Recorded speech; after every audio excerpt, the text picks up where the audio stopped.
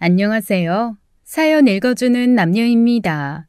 오늘도 와주셔서 감사드리며 그럼 오늘의 사연 바로 소개해드리겠습니다. 안녕하세요. 여러분들의 가정은 항상 평안하신가요? 저는 어렸을 때부터 화목한 가정에서 자라났기 때문에 당연히 다른 집도 저희 집처럼 평범한 줄로만 알았어요. 엄청나게 돈이 많아 재산 때문에 싸우거나 가족끼리 서로를 해치려고 하는 건 저랑은 거리가 먼 다른 세상의 이야기인 줄로만 알았죠. 그런데 살다 보니 제가 너무 순진했다는 걸 알게 되었어요. 세상에는 이상하게 돈이 많은 사람들이 수두룩하고 가족이고 뭐고 그저 자신의 이익만을 생각하는 파렴치한 인간들도 넘쳐나더군요. 심지어 그런 인간들이 우리랑 굉장히 가까이에서 같이 살아가고 있고요. 그 중에서도 제가 겪었던 사람들은 상상을 초월할 정도로 악하고 뻔뻔했답니다. 저는 20대 후반에 남편을 만나 결혼을 했어요. 지금 생각해보면 참 멋모를 때였죠. 남편은 저와 같은 회사에 다니는 디자이너였습니다. 저희는 같은 의류회사에 다니며 각각 디자이너와 마케팅 직원으로 일을 했어요. 분야가 달랐기에 일하면서 남편과 마주칠 일은 많지 않았지만 같은 건물에서 몇 번이나 마주쳤었고 그때마다 참 스타일이 좋다는 생각은 하고 있었습니다. 그런데 연말에 있던 전체 회식 때 남편이 먼저 저에게 말을 걸어오는 거예요. 처음에는 놀랐지만 이야기를 나누다 보니 예상보다 더 재밌는 사람이었고 그렇게 서로 연락처를 주고받고 수다를 떨다가 자연스럽게 연인으로 발전하게 되었답니다. 제가 워낙 옷이나 명품 같은 것에는 문외한이라 결혼 전에는 남편이 입고 다니는 옷이 비싼 옷인지도 몰랐는데요. 남편은 다른 젊은 사람들처럼 로고가 크게 박혀 있거나 티나는 명품을 걸치고 다니지는 않았거든요. 그런데 결혼 준비를 시작하고 보니 남편의 집은 생각보다 꽤나 잘 사는 집이었더라고요. 대수롭지 않게 여겼던 모든 것들이 알고 보니 전부 비싼 물품들이었어요. 조금 당황하기는 했지만 그래도 남편이 계속 변함없는 모습을 보여주어 마음을 바꾸지 않고 결혼을 했습니다. 그리고 제가 결혼 생각을 굳히게 된 또 다른 이유는 다름 아닌 시아버지였어요. 처음 인사를 드리러 갔을 때 시아버지가 절 굉장히 마음에 들어 하셔서 정말 잘해주셨거든요. 시아버지는 굉장히 부자였는데요.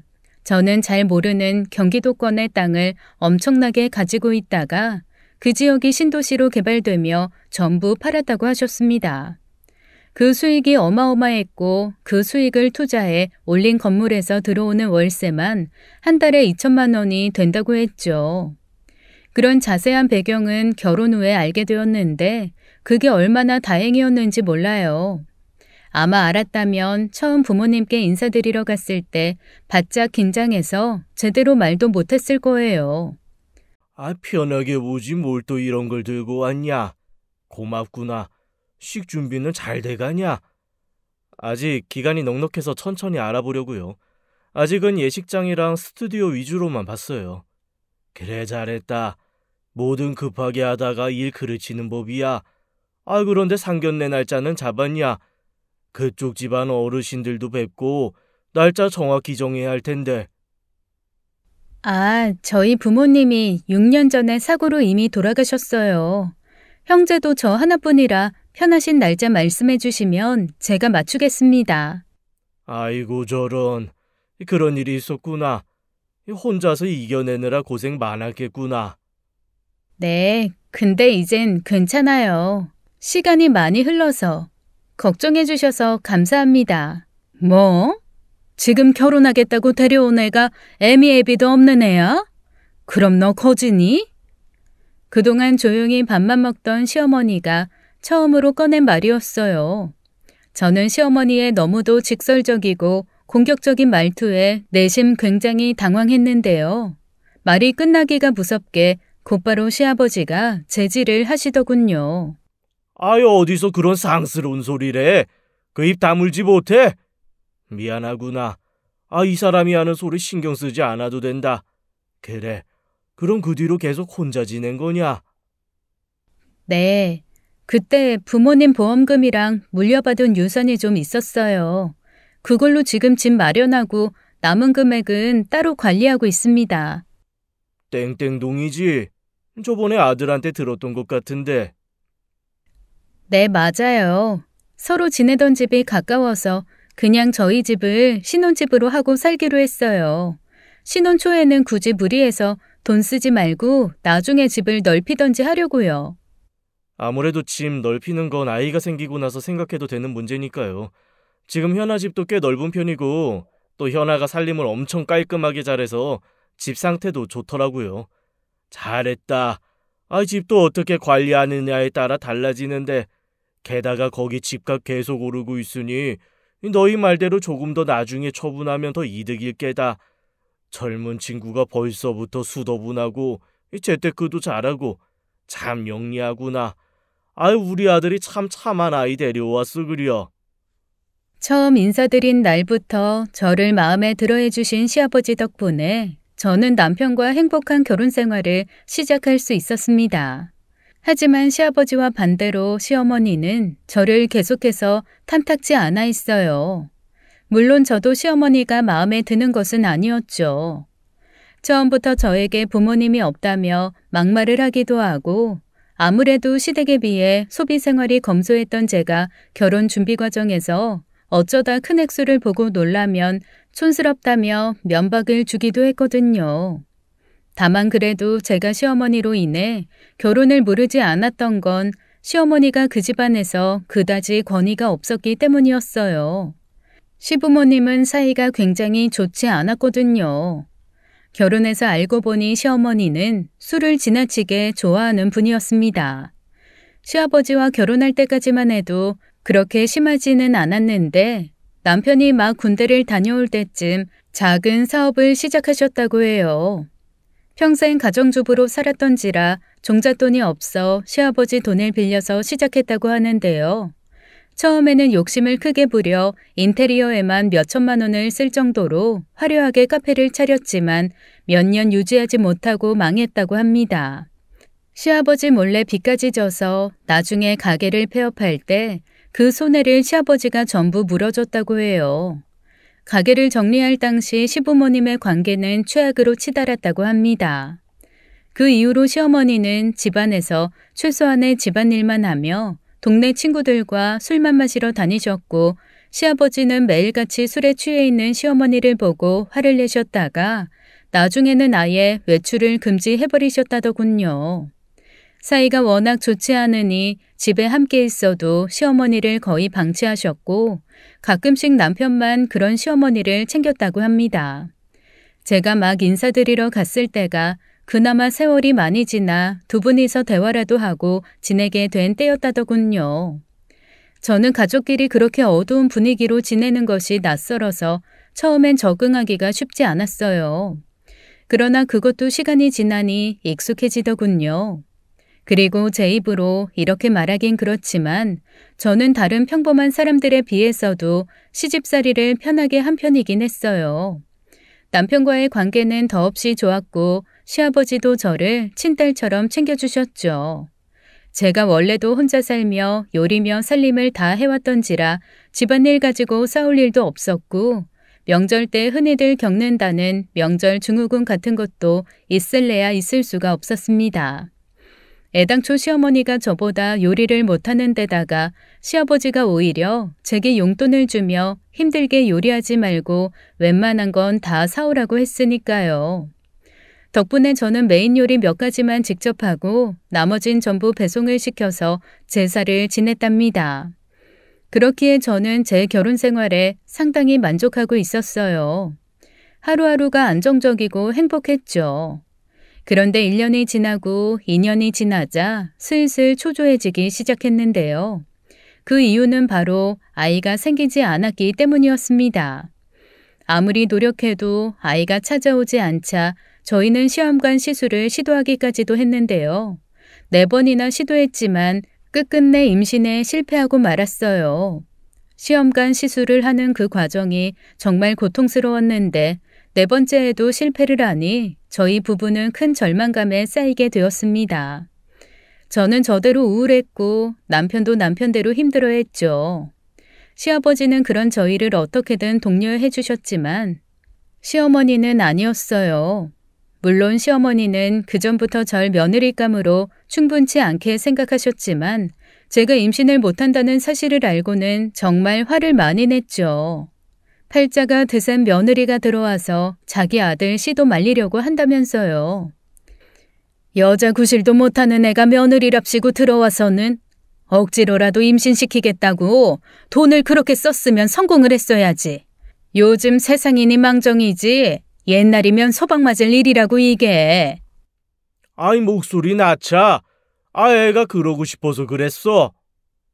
그러고 싶던 아니던 결과가 중요한 거 아니야.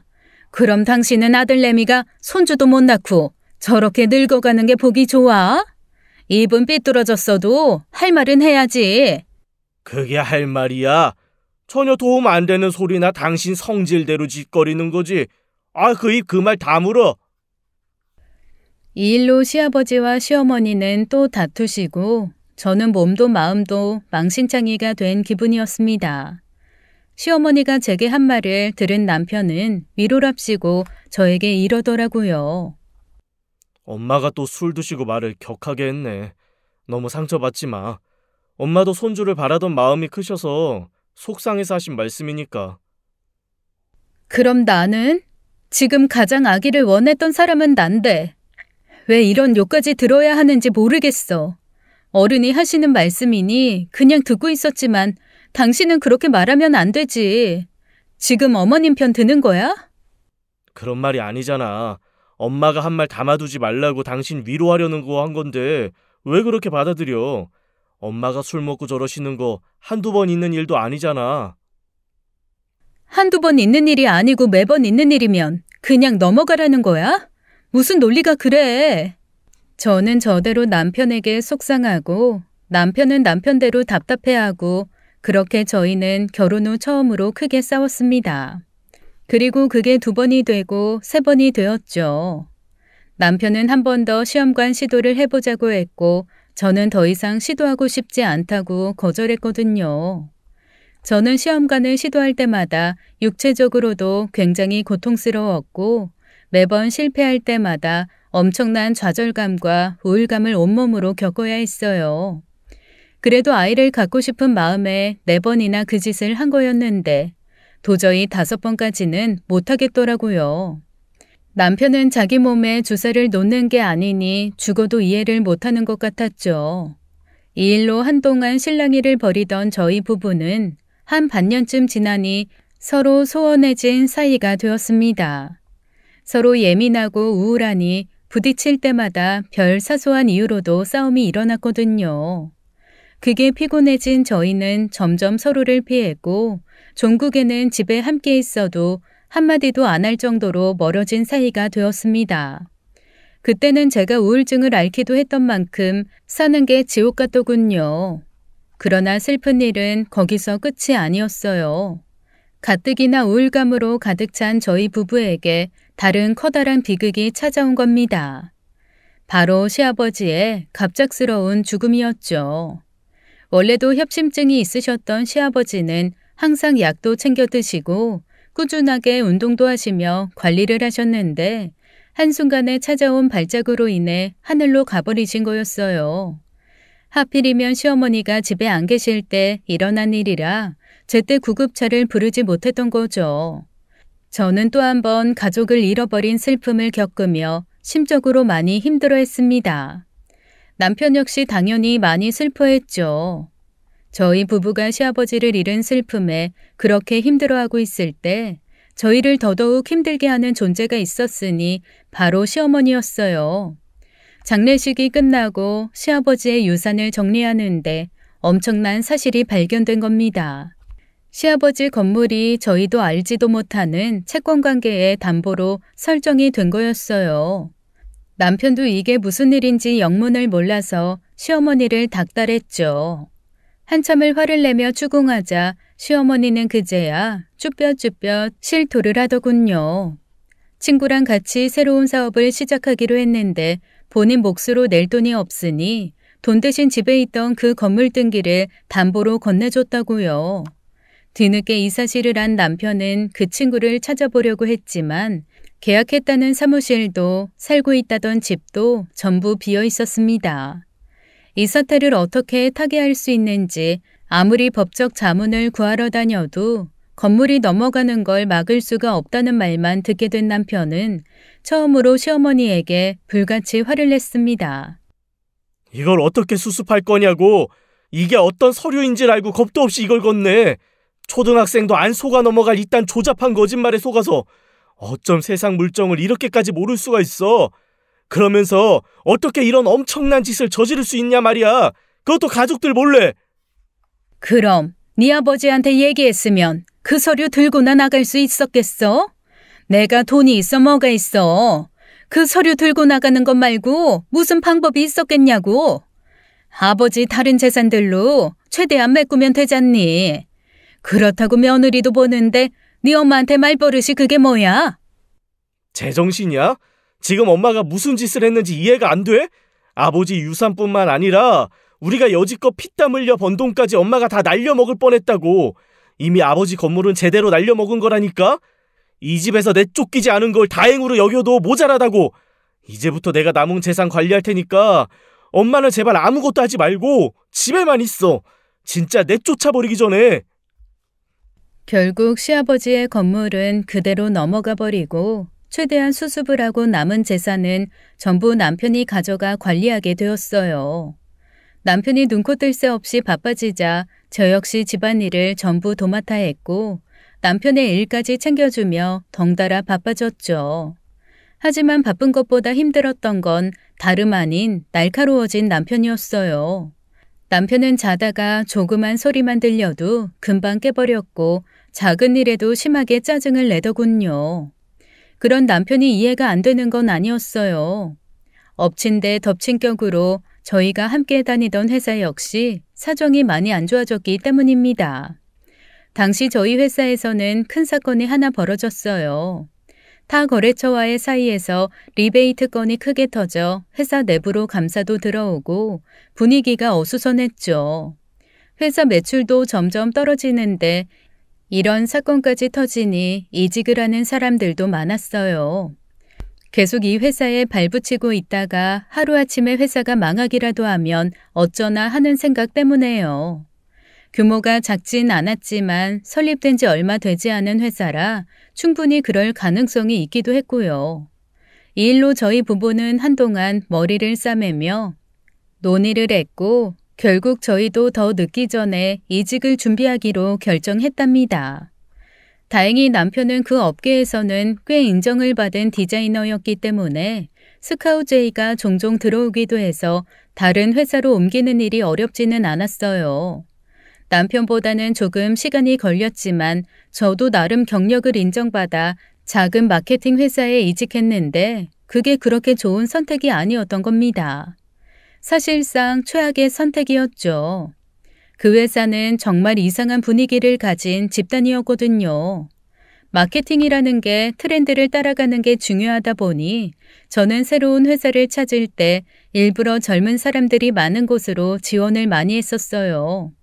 나이가 들어가다 보니 괜히 뒤처질까봐 조바심도 나고 그런 마음이에요. 그리고 제 경력이면 처음부터 어느 정도 직급을 받고 들어갈 수 있는 곳이 편하겠다는 생각도 있었죠. 그렇게 들어가게 된 새 회사는 대표가 저랑 5살 차이밖에 안 나는 젊은 회사였습니다. 처음에는 굉장히 편하고 자유로운 분위기인 줄로만 알았어요. 그런데 지내고 보니 그게 아니었더군요. 새 회사에서 일을 시작한 지 약 한 달쯤 지났을 때였던 것 같아요. 아침에 출근을 하는 중이었는데 대표에게 전화가 오는 거예요. 무슨 일인가 싶어 전화를 받았는데 회사에서 차로 약 20분 정도 거리에 있는 세탁소에서 세탁물을 가져다 달라는 거였습니다. 업무상 필요한 거라더군요. 새로 일하는 곳은 이전과는 달리 패션업계랑은 아무런 관계가 없었지만 저도 모르게 대표가 시키는 대로 옷을 가져다 주었습니다. 그때는 그게 부당한 일이라는 생각까지는 못하고 제가 모르는 중요한 업무에 필요한 건 줄 알았어요. 그런데 대표에게 옷을 가져다 주니 고맙다며 그냥 그 자리에서 옷을 갈아입더군요. 알고 보니 본인이 전날 늦은 시간까지 회사 근처에서 술을 먹고 바로 사무실에서 자느라 집에 못 들어가서 갈아입을 옷이 필요했던 거였습니다. 그게 왜 업무상의 일이냐고 묻자 대표는 당연한 걸 묻는다는 듯이 그러더군요. 제가 회사 대표인데 옷을 깔끔하게 입는 것도 다 업무잖아요. 제가 회사의 얼굴이나 다름이 없는데요. 황당했지만 어쩌다 한번 있는 일이겠거니 하고 그날은 넘어갔어요. 회사 대표랑 얼굴 붉혀서 좋을 것도 없고 그 다음부터는 저도 적당히 눈치껏 대표를 피해 다니면 되겠지 싶었거든요. 그런데 그게 마음처럼 쉽게 되질 않았어요. 대표는 수시로 자기 차를 세차하고 오라고 하거나 자기가 키우고 있는 강아지 사료를 사오라는 등 개인적인 일들을 저에게 시켰어요. 그 때문에 저는 일한 지 얼마 되지도 않았는데 근무 시간에 자꾸 이런저런 일을 시키니 업무가 밀려 자꾸만 야근을 할 수밖에 없었습니다. 그 시간에 예전 직장 동료들을 만나면 하나같이 저에게 얼굴이 너무 안 좋아 보인다는 말들 뿐이었어요. 잠도 제대로 자지 못하고 피로가 쌓이니 안색은 나날이 어두워져만 갔죠. 하지만 그렇다고 노동청에 신고를 하거나 퇴사를 하기에는 고민이 많이 되더군요. 예전 회사가 결국 망해서 제때 발을 빼지 못했던 동료들이 이직 자리를 구하지 못해 경제적으로 힘들어한다는 소식을 많이 듣게 되었거든요. 저와 함께 일했던 능력이 좋았던 동료가 몇 개월 동안 일자리를 구하지 못했다는 이야기를 들으니 저도 다시 회사를 알아볼 엄두가 나질 않았습니다. 결국 저는 젊은 대표의 갑질을 참아가며 그 회사에서 1년이 조금 넘게 버텼어요. 그 1년이라는 시간 동안 저는 몇 번이나 남편에게 힘들다는 이야기를 했었습니다. 회사 대표가 점점 더 지나친 갑질을 하는데 도저히 견딜 수가 없다고요. 남편은 처음에는 제 얘기를 들어주는 것 같더니 시간이 지나자 저를 점점 귀찮아 하더군요. 걔 유치원에서 만든 액자를 들고 오라고 시켰다고? 당신 보고 그 비용을 다 내래? 아니, 그건 본인이 이미 결제를 다 했고 나보고는 가지고 오라고만 한 거야. 근데 그 개 유치원인가 뭔가가 차로 거의 1시간 거리인데 그것 때문에 난 오늘도 야근을 2시간이나 했다니까. 사회생활 하는데 다 자기 입맛에 맞는 사람만 만날 수 없잖아. 비용을 당신더러 내라고 한 것도 아니고 회사 차로 다녀오라고 했다며. 아이, 그럼 그 정도는 해줘도 되는 거 아니야? 야근하면 추가 수당도 나오잖아. 아니, 그 문제가 아니잖아. 나는 추가 수당이 필요 없다고. 그냥 일찍 퇴근하고 싶은데 자꾸만 업무 외에 일을 시키니 그게 문제라고. 우리가 애를 키우는 것도 아닌데 돈 더 버는 게 싫은 일이 뭐가 있어? 당신 그 회사 간둘 건 아니잖아. 어차피 다닐 회사 좋게 다녀. 뭐하러 할 일 없이 집에만 있으려고 하냐고. 좋은 쪽으로도 생각할 수 있는 문제인데 왜 괜히 스트레스 사서 받는 거야? 애를 키우던 말던 나도 휴식 시간이라는 게 필요하잖아. 말끝마다 그놈의 애 얘기 좀 안 하면 안 돼? 지금 그게 문제냐고. 저는 정말 남편을 이해할 수가 없었습니다. 전혀 논리적이지도 않은 말을 자꾸 빙빙 돌려가면서 저를 사회성 떨어지는 사람 취급을 하는 거예요. 대화를 하면 할수록 도대체 이 남자가 왜 이러는지 알 수가 없었어요. 남편이 저에게 전혀 공감을 안 해주고 버텨보라는 식으로만 이야기하니 저는 오히려 그전에는 못했던 생각을 하기 시작했습니다. 예전만큼 풍족하지는 않았지만 저에게는 그동안 일하면서 모아두었던 돈도 있었고 6개월 정도는 버틸 수 있는 자금이 있었거든요. 그러니 차라리 몇 개월만 돈을 더 모아 1년 정도 버틸만 하게 되면 저의 사업을 시작하는 게 낫겠다는 생각이 들었어요. 온라인으로요. 저의 이런 생각에 남편은 펄쩍 뛰었습니다. 아니, 왜 멀쩡하게 다니고 있는 회사를 관둬? 그럼 이제 집에만 있겠다는 거야? 작은 사무실을 구할 수도 있고 아니면 처음엔 집에서 시작해도 되고 그건 일단 알아봐야지.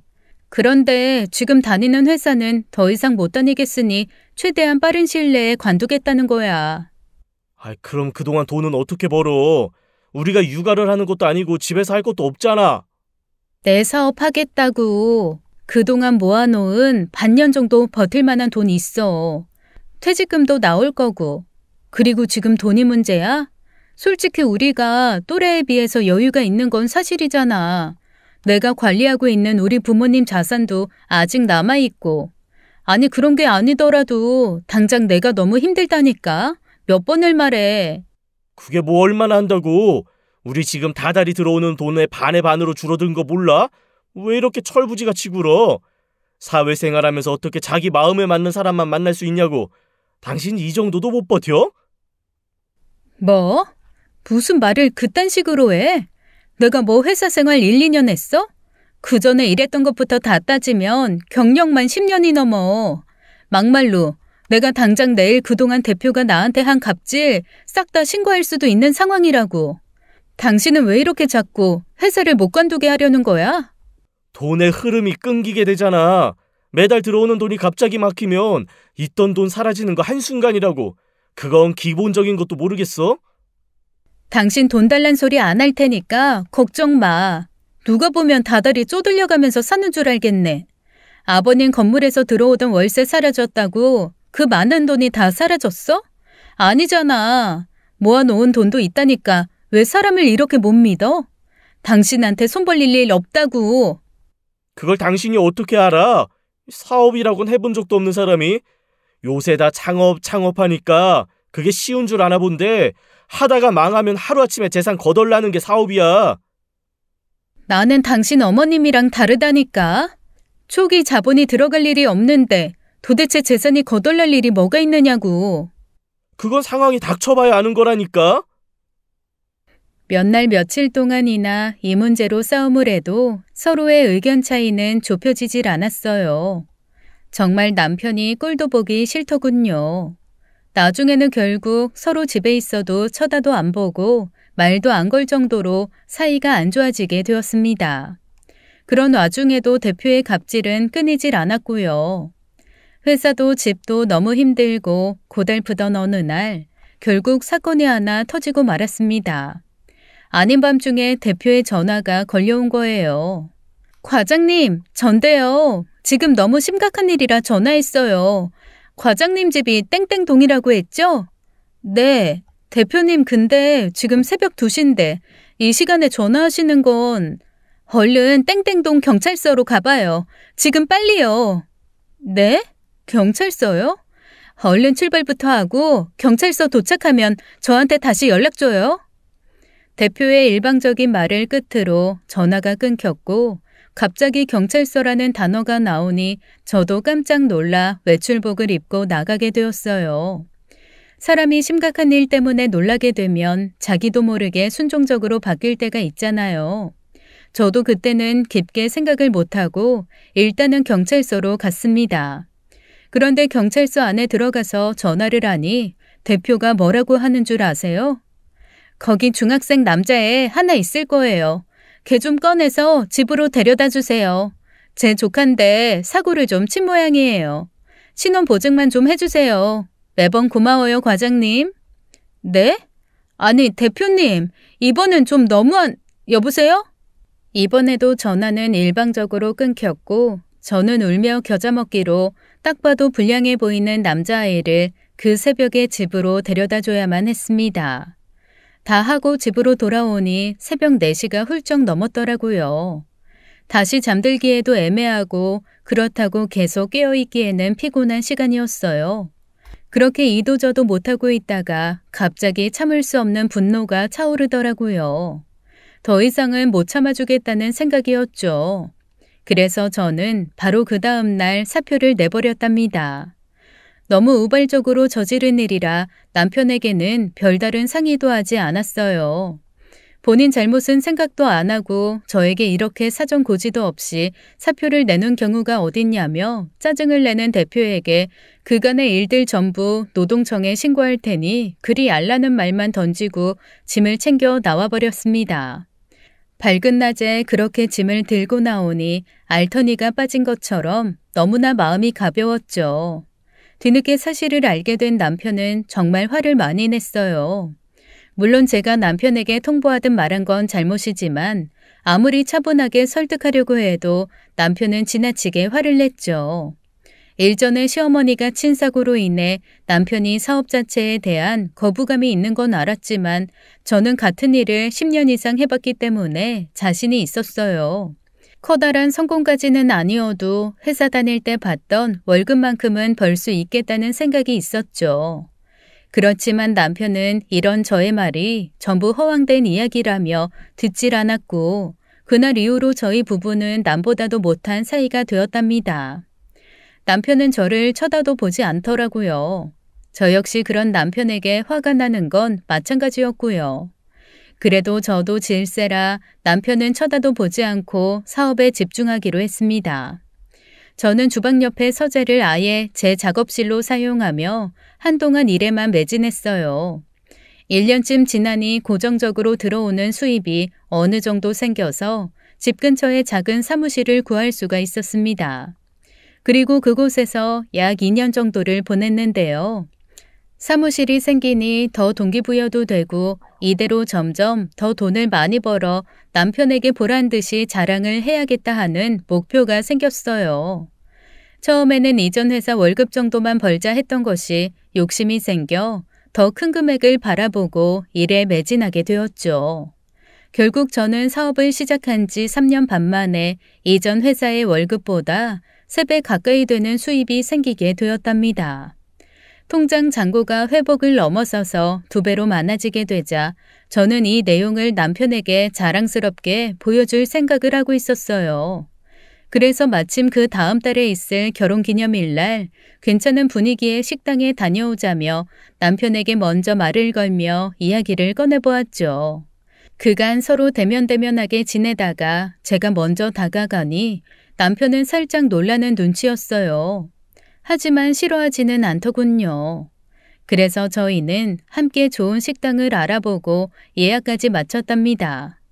일도 술술 잘 풀리고 남편과의 사이도 조금 회복할 기미가 보여 저는 몇 주 뒤에 있을 결혼기념일 이후로는 그동안의 감정을 다 풀 수 있을 줄 알았어요. 그런데 남편과 식당을 예약한 지 일주일 만에 저희 가정에는 또 한 번의 심각한 사건이 터지고 말았습니다.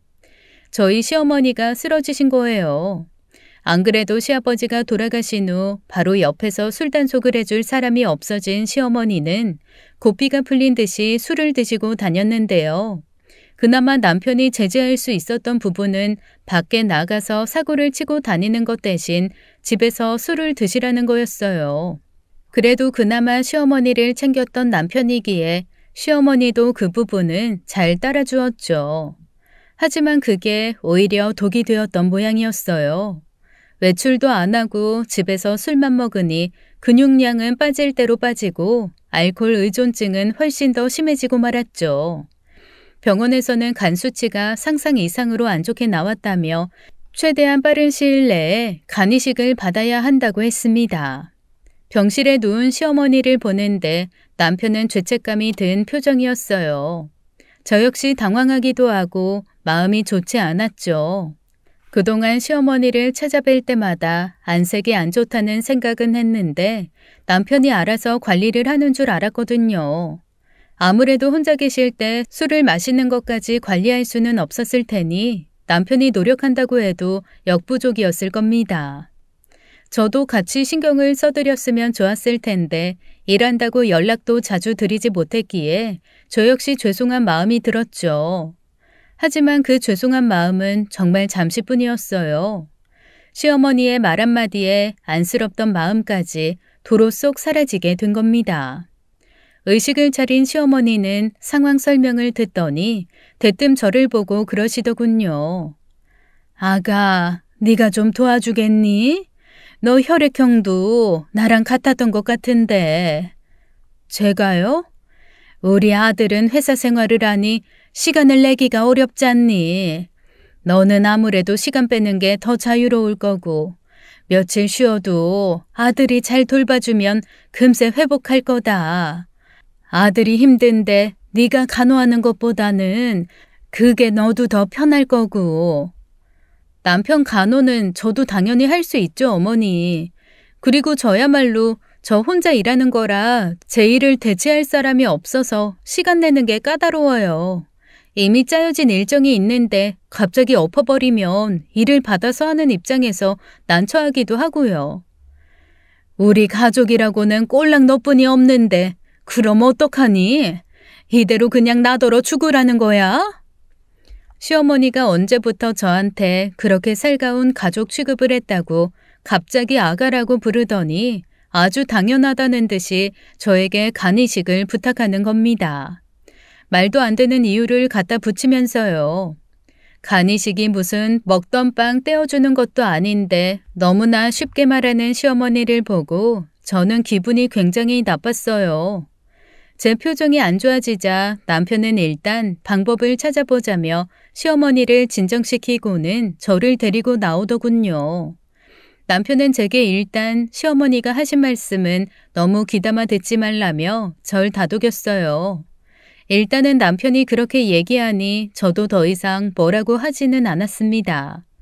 그런데 며칠 후 남편이 퇴근하고 저에게 잠시 얘기 좀 하자며 부르더군요. 그간 서로 바빠 얘기도 제대로 못했다. 사업은 잘 되어가느냐 하며 말을 건넸는데 딱 봐도 저에게 간이식을 부탁하려고 하는 게 눈에 보였어요. 다만 시어머님이랑은 다르게 남편은 굉장히 미안해하는 표정으로 어렵게 말을 이어가는 거예요. 평소와 다르게 잔뜩 긴장한 남편의 얼굴에 저는 일단 드러나 보자 하고 대화에 응해주었습니다. 내가 그동안 당신 제대로 챙기지도 못하고 솔직히 이런 말 할 자격 없다는 거 알아. 그렇지만 내가 이번 한 번만, 딱 한 번만 당신한테 이렇게 어려운 일 부탁할게. 사람은 살리고 봐야 하잖아.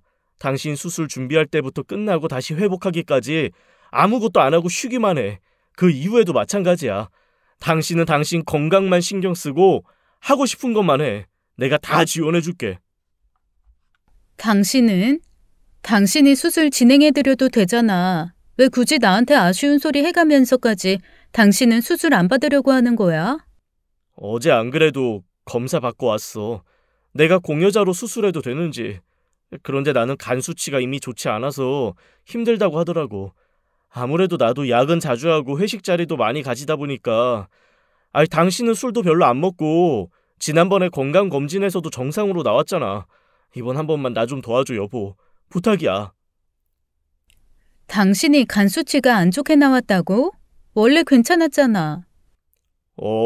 어제 나도 정말 깜짝 놀랐어. 나도 이제 나이도 있고 그동안 피곤하게 살기도 해서 그런가 봐. 병원에서는 가족 내력으로 간이 약한 것일 수도 있다고 관리하라더라고. 그래서 이렇게 어렵게 부탁하는 거야. 그동안 당신한테 잘해준 것도 없는데 정말 미안해. 뭐 나도 잘한 건 없었으니까. 근데 이건 그거랑은 다른 문제잖아. 알지. 당신이 정 싫다면 어쩔 수 없다는 거 알아. 당신한테 강요하려고 말 꺼낸 것도 아니고 아무래도 나는 우리 엄마니까 어떻게든 엄마 살리려고 이렇게 부탁해보는 거야. 당신 몸이니까 선택은 당신이 해. 그렇게까지 이야기를 하니 저도 마음이 약해졌어요. 시어머니만 생각하면 제 장기를 떼어주고 싶은 마음이 요만큼도 없었지만 남편이 이렇게까지 부탁을 하니 거절하기가 어렵더군요. 저는 약 이틀 동안 심사숙고한 끝에 결국 간이식을 해주기로 했습니다. 검사를 받는다고 이야기하니 남편은 눈물까지 글썽이며 제게 너무 고맙다는 이야기를 수도 없이 했어요.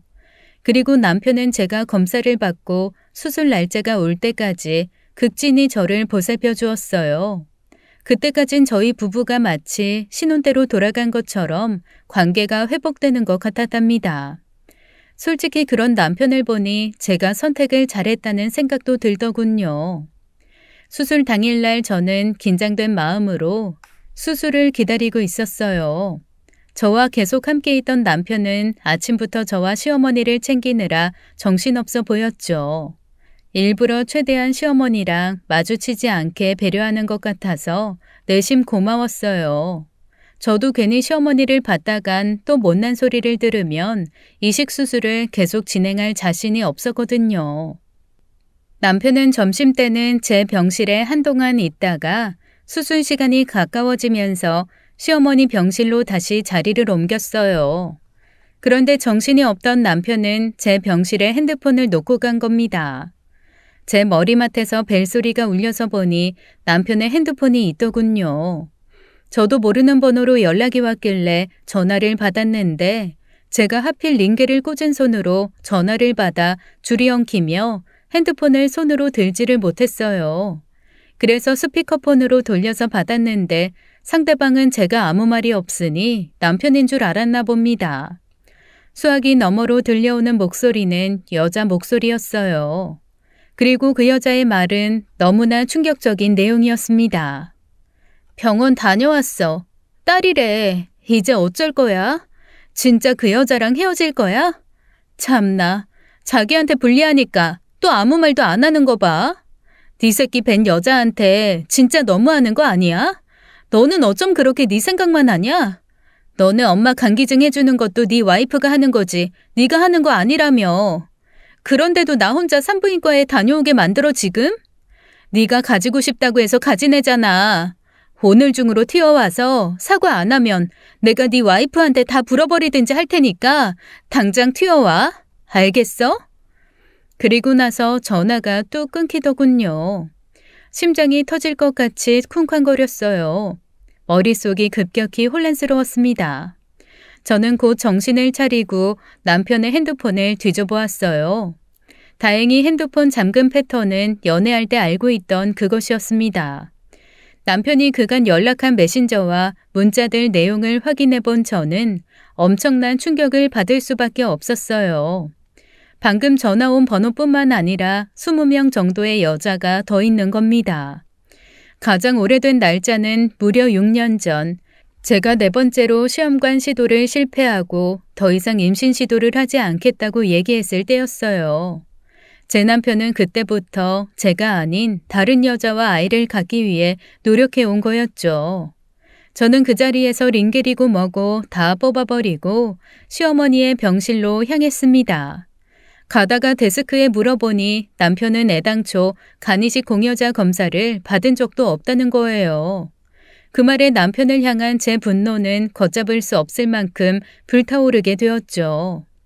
저한테는 시어머니를 위해 제 간을 떼어달라고 부탁하면서 뒤로는 다른 여자랑 아이를 낳고 있었다니 이게 사람이 할 짓입니까? 시어머니 병실 문 앞에 도착해서 보니 남편과 시어머니는 커튼을 쳐놓고 얘기를 나누고 있었어요. 아마 제 기억으론 병실 안에 사람이 별로 없었던 것 같아요. 주변이 굉장히 조용했고 시어머니와 남편의 목소리가 커튼 너머로 똑똑히 들려왔거든요. 애도 못 낳는 년이랑 뭐하러 더 살겠다는 거야? 희진이 애 뱉다며. 그럼 본처랑은 빨리 이혼해버리고 희진이 애를 호적에 올려야지. 걔 좀 이상한 애라니까? 어떻게 괜찮은 여자가 이렇게 없는지. 지금 와이프가 그나마 제일 괜찮은데. 아니 이상하고 말고가 뭐가 있어. 지금 와이프랑도 사이가 안 좋은 건 똑같으면서. 넌 그냥 여자 복이 없는 팔짱거야. 네 입맛에 맞추려고 하지 말고 애나 챙겨. 아이 그렇다고 어떻게 바로 이혼을 해. 수술 끝나고 바로 이혼해봤자 위자료만 잔뜩 뺏길 거라고. 적어도 반년 정도는 있다가 해야지. 와이프가 나중에라도 희진이랑 얘기해보면 곧바로 소송 걸지도 몰라. 나 지금 되게 조심해야 하는 상황이라니까. 그럼 걔 희진이라는 애는 걔도 대바라진 애라며. 하여간 어쩜 넌 그렇게 여자 보는 눈이 없니? 네 돈 잠깐만 내 통장으로 옮겼다가 이혼하면 되지 않어? 그러면 위자료니 뭐 그런 거 신경 안 써도 되잖아. 아이 엄마는 그게 뭐 그렇게 간단한 건 줄 알아? 그래도 시간이 지나야 한다니까. 누가 봐도 재산 은닉하는 게 티가 나잖아. 돈 문제는 내가 알아서 할 테니까 엄마는 그냥 가만히 계셔. 아유, 그러면 뭐 애 태어나고 정리할 거야? 희진이 걔가 그걸 기다려준다니? 아니요, 안 기다려준다던데요. 지금 당장 튀어오지 않으면 와이프한테 다 불어버린대요. 제 목소리에 남편과 시어머니는 화들짝 놀라더니 커튼을 젖히더군요. 그리고 저를 보고 아주 기겁을 했죠. 남편은 떨리는 목소리로 저에게 여긴 어떻게 왔냐고 묻는 겁니다. 저는 그런 남편에게 핸드폰을 집어던지며 얘기했어요. 니네 그 되바라진 희진이가 미주알 고주알 전부 얘기해주더라. 니 애 딸이란다. 야, 참나 축하한다. 그렇게나 고대하던 애를 가졌네. 여보, 그게 아니라 그 여자는 정말 애만 만들 목적으로. 그래, 애만 만들 목적으로 그동안 아주 꾸준하게도 노력했더라고. 희진이부터 영은이, 미래, 예지. 그동안 아주 공사가 다망하셨어. 너는 애도 못 낳는 년이 뭘 잘했다고 그렇게 기세등등이야? 네가 뭘 잘한 게 있다고. 수술 앞두고 있으면 얌전히 누워나 있을 것이지. 하, 이봐요 놓친네. 지금 상황 파악이 안 돼요? 수술은 누가 앞두고 있는데 누가 당신한테 내간 떼어준대? 뭐? 엄마 시끄러워. 여보, 이러지 마 제발. 내가 다 알아듣게 설명할게. 당신도 아이를 원했던 건 사실이잖아. 내가 방법을 찾아온 거야. 생각해봐. 어차피 애는 똑같은 애잖아. 시험관 아기나 입양하나 뭐가 달라? 네가 진짜 미쳐도 단단히 미쳤구나. 그딴 말 같지도 않은 소리를 진심으로 하네. 그래서 간 떼어주고 나면 적당히 고마워하는 척하다가 이혼하려 그랬니? 꿈깨. 넌 나랑 평생 이혼 못하니까. 우리 어디 한번 평생 늙어 죽을 때까지 100년해로 해보자. 야, 어디가? 수술은 받고 가야지. 당신 아들한테서 받던 아니면 아들의 첩한테서 받던 하세요. 하참, 너 그리고 간이식 공여자 검사 받은 적도 없다며? 하여간 니는 입만 벌렸다 하면 전부 구라더라. 난 이미 수술 취소한다고 전부 얘기해놨으니까 네 엄마 살리고 싶으면 다른 간 찾아봐. 저는 그렇게 남편과 시어머니를 뒤로하고 곧바로 집으로 돌아와 버렸어요. 집 안에 들어오자마자 현관 비밀번호부터 바꿔버리고 남편 짐을 전부 복도에 던져버렸죠. 뒤늦게 헐레벌떡 집에 온 남편이 문 앞에서 저에게 애걸복걸 하더군요. 여보, 이 문 좀 열어봐. 애 지울게. 당신이 정 싫다면 애는 지우고 당신이랑 이혼도 안 하면 되잖아. 수술 시간 미루고 왔어. 지금 다시 병원으로 가자. 미쳤냐? 내가 왜? 시끄럽고 경찰 부르기 전에 당장 꺼져. 우리 엄마 이대로 죽게 내버려 둘 거야? 너 나한테 이러는 것도 전부 가정폭력이야. 거꾸로 나한테 이혼 당하고 싶어? 그 소리를 듣는데 피가 거꾸로 솟는 거예요. 저는 당장 손에 집히는 거 아무거나 들어서 문을 열고 남편에게 집어 던졌습니다. 던지고 보니 그게 쓰레기통이었더군요. 온통 쓰레기를 뒤집어 쓴 남편이 놀라서 버둥거리는데 그것만으로는 분이 안 풀려 화장실에 있던 쓰레기, 주방에 있던 쓰레기까지 전부 가져와서 던져버렸어요. 이혼 같은 소리 하네. 네가 지금 무슨 낯짝으로 이혼 소리를 해? 니네 희진이부터 해서 여지껏 네가 건드리고 다닌 여자들한테 전부 상간자 소송부터 걸 테니까 그거나 처리하던지 해. 어디 이혼할 수 있으면 해봐. 이혼 소송에서 누가 더 손해볼지 한번 해보자고. 당신이 여지껏 바람폈던 증거 내가 다 가지고 있으니까 자신 있으면 이혼해. 그리고 문을 닫고 나와버렸고 남편은 한동안 문 밖에서 애원을 하다가 화를 내다가 난리를 치더니 짐을 챙겨 떠났어요. 이대로 일이 좀 마무리되나 싶었더니 이튿날 시어머니가 찾아오더군요. 누가 그 엄마의 그 아들 아니랄까봐 똑같이 문 앞에서 욕설에 고성방가를 지르다가 갔습니다. 입에 담기도 어려운 심한 욕짓거리를 1시간 동안이나 퍼붓고 갔죠.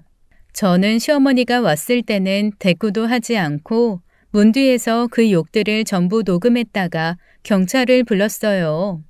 그리고 시어머니가 끌려가자마자 남편과 시어머니 폰으로 방금 녹음한 내용을 보내며 이렇게 문자했습니다. 가정폭력은 지금 어머님이 나한테 하고 있네요.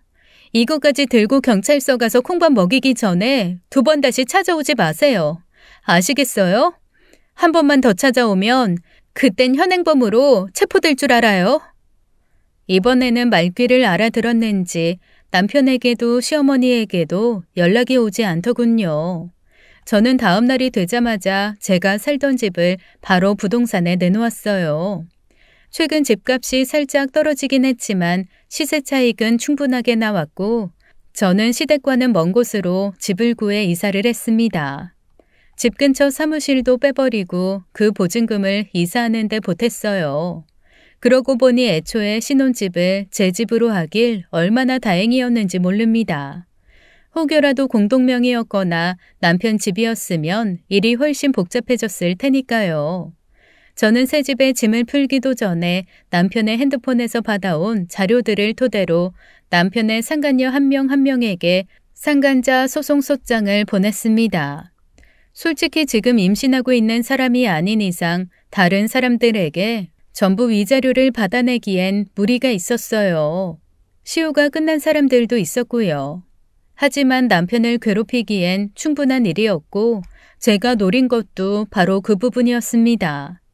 제가 보낸 소장을 보고 남편이 기혼자였던 걸 몰랐던 사람들은 전부 남편에게 사기죄로 소송을 걸어왔고 그렇지 않았던 사람들에게는 제가 위자료를 전부 받아냈어요. 저는 그런 와중에도 절대 남편과 이혼은 해주지 않았습니다. 덕분에 남편은 하루가 멀다 하고 욕짓거리를 하며 찾아오는 여자들에게 엄청나게 시달렸다고 해요. 그 여자들이 요구한 정신적 충격에 대한 손해배상을 물어주느라 돈은 돈대로 뜯기고 결국 이 소란은 회사에까지 알려졌다고 합니다. 남편과 새로운 직장에서도 같이 일하게 된 오랜 동료가 저에게 연락을 해와서 이 모든 소식을 들을 수 있었어요. 지금 그쪽 업계에서 이 모든 일이 소문으로 돌면서 남편의 평판이 바닥으로 떨어졌다고요.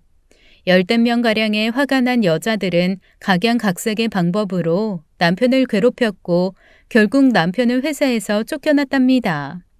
하루가 멀다 하고 여자들이 찾아와 사무실에서 소란을 피웠거든요.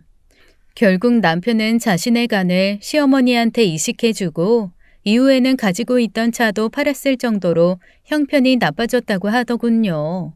수술 후 드는 치료비도 수중에 그나마 남아있던 돈을 긁어모아서 겨우 충당했다고 합니다. 회복한 이후로 여기저기 일을 구하기 위해 알아보고 있지만 나이도 있고 전 직장에서의 추문도 있어 번번이 실패하고 있다는 이야기까지 듣고 그 이후의 소식은 모르고 살았네요. 남편의 동료도 아는 게 거기까지였다고 해요. 저는 남편과의 별거를 시작한 이후 전부터 하던 사업을 계속해서 키워나가고 있어요. 이제 횟수로는 7년 정도가 되었는데 함께 일하는 직원도 3명이 생겼답니다. 그간 너무 악랄하고 뻔뻔한 사람들에게 시달리더니 제 애군이 끝나기라도 했나 봐요. 희한하게 직원들은 정말 좋은 사람들이 들어와서 몇 년째 함께 일하고 있거든요. 요즘은 엄청난 행복은 없더라도 하루하루 평온한 나날들을 즐기고 있답니다. 혼자 살며 고양이 2마리를 키우게 되었는데 씻기고 챙기는 게 가끔 고되더라도 제 뒤통수를 치는 사람보다는 100배, 1000배는 낫더라고요. 몇 년 동안 죽었는지 살았는지 소식도 듣지 못했던 남편은 열흘 전쯤에 저를 찾아왔습니다. 집 앞으로 무슨 낯짝인지 조그마한 아이의 손을 잡고 둘이 함께 오더군요. 행색을 보아하니 못 본 사이에 10년은 늙은 것 같았어요. 원래 남편은 디자이너답게 어떤 상황에서도 스타일리쉬하던 사람이었는데 그날은 무슨 헌옷수거함에서 주워 입은 것 같은 옷을 입고 있는 거예요. 꾀죄죄한 몰골의 남편은 고개를 푹 숙인 채 기어 들어가는 목소리로 저에게 집 앞 카페에서 잠깐만 시간을 내줄 수 없냐고 물었습니다. 저는 대꾸도 않고 제 할 말만 했어요. 우리 집은 어떻게 알고 찾아왔어? 주소 조회해봤지? 당신 아직도 나랑 법적 부부잖아. 그래서 혼의 자식 손잡고 찾아온 거야? 이혼해달라고? 제 말에 남편은 쭈뼛거리더니 이내 현관 앞에 무릎을 꿇더군요. 지나가던 아파트 주민들이 남편을 힐끔거리는 게 느껴져 얼른 일어나라고 하자 꿈쩍도 안 하고 뻔한 말을 내뱉더라고요. 여보, 아니 현아야. 내가 정말 너한테 죽을 죄를 지었다. 내가 너한테 그동안 정말 잘못했어. 그치만 우리 딸은 무슨 죄니? 우리 딸만큼은 아무런 죄도 없어. 얘 초등학교도 보내야 하잖아. 이제 그만 나 좀 용서해주면 안 될까? 이 애를 봐서라도 제발 이혼 좀 해줘. 웃기고 있네. 내가 얘를 뭘 얼마나 한다고 얘를 봐서 이혼을 해줘? 지 필요할 때만 비굴해지는 건 여전하구나. 이딴 수법에 내가 또 넘어갈 줄 알아? 네가 여기서 무릎을 꿇던 탭댄스를 추던 내가 너랑 이혼해주는 일은 없으니까 꿈깨 해. 그리고 네가 그렇게 네 딸을 생각하면 이 자리에 데리고 나오질 말았어야지. 네 딸이 이 꼬라지를 보고 마음이 어떻겠니? 너는 남편으로서도 최악이지만 아빠로서도 참 생각이 없는 인간이다. 다시 한 번만 찾아오면 그땐 이렇게 좋은 말로 안 끝나. 알겠어? 2번 다시 찾아올 생각하지 마. 꺼져. 남편이 무릎을 꿇던 말던 저는 집으로 올라와 버렸어요. 그 뒤로 남편이 전화며 문자를 몇 번 더 했지만 전부 무시했고 아예 전화번호를 바꿔버렸습니다. 그러자 더 이상 찾아오거나 연락을 하지는 않더라고요. 그러다 엊그제 주말에는 별 생각 없이 남편이 조회한 방법으로 저도 배우자의 주소를 조회해보았어요. 남편은 시어머니와 함께 살던 집도 아닌 무슨 반지 앞방에 살고 있더군요.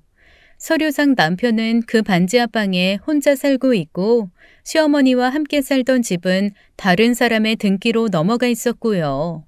조금 더 알아보니 시어머니는 재작년에 돌아가셨더라고요. 남편에게 간이식을 받은 이후에도 건강관리를 크게 못한 모양이었습니다. 시어머니가 불쌍하다는 생각이 하나도 들지 않았어요. 그런데 뭔가 마음이 좋지는 않더군요. 저도 나이가 들어선지 인생 참 덧없다는 생각마저 들었습니다. 어차피 그렇게 가실 거 왜 그렇게 못난 마음만 먹고 살았는지 시어머니가 참 어리석었다는 생각도 들었고요. 주말 내내 그간의 일들이 참 많이 떠오르더군요. 하지만 아무리 생각해봐도 남편과 제 사이는 좋아질 기회가 없었고 지금 저의 결정도 번복할 이유가 없는 것 같아요. 앞으로도 저는 남편과 절대 이혼을 해주지 않을 계획입니다. 헛헛해진 마음을 달래기 위해 제가 자주 시청하는 이곳에 제 사연을 올려보게 되었어요.